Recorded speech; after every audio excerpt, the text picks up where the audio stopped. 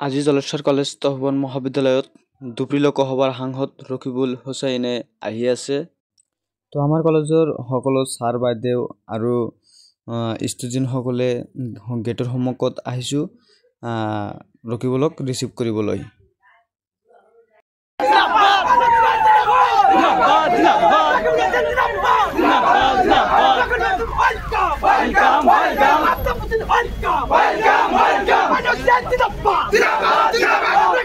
आगे बढ़ो हम तुम्हारा साथ देखो तुम आगे चलो हम तुम्हारा साथ मुल्ला जिंदाबाद मुल्ला जिंदाबाद लेकिन वतन जिंदाबाद अनसिया जिंदाबाद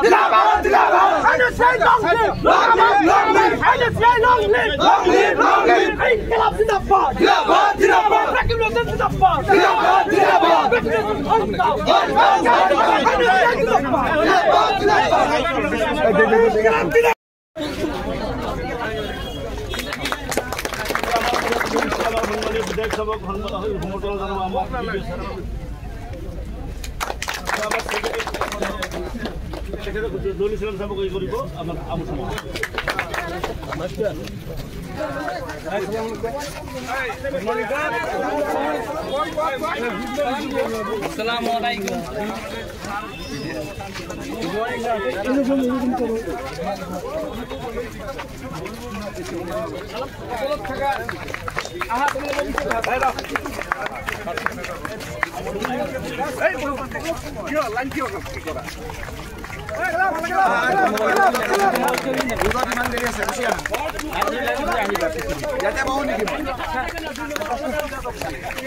ভিতৰত যাম যে ইয়াত বহি তোমালোকে হাত চুবুৰি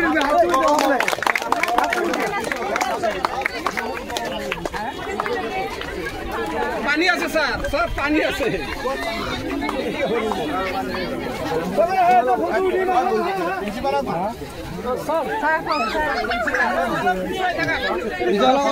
অলপ পিছাই দিয়ক প্রিন্সিপাল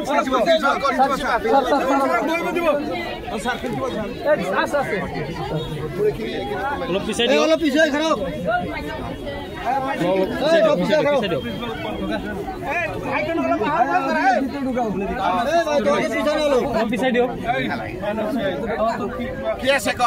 আমার ইয়াত তোমার স্টুডেন্ট স্টুডেন্ট খিনি কথা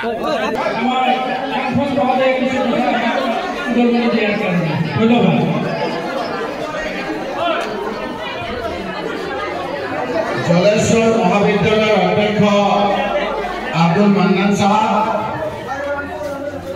স্থানীয় বিধায়ক আফতাবুদ্দিন মোল্লা ডাঙৰীয়া, জিলা পৰিষদৰ নিৰ্বাচিত প্ৰতিনিধি জহিৰুল আফতাৰ সাহেব, আমাৰ ব্লক কংগ্ৰেছৰ সভাপতি ডাঙৰীয়া শফিউদ্দিন সাহেব,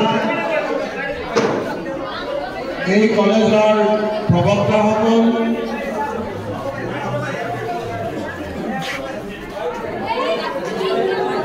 ছাত্ৰ ছাত্ৰী বন্ধু বান্ধৱীসকল,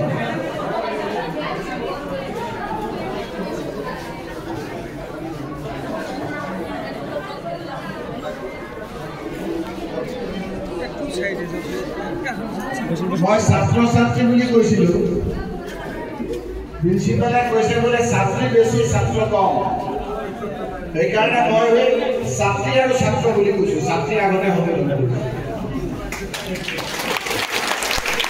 এখন সমাজ কিমান আগবাঢ়ি গৈছে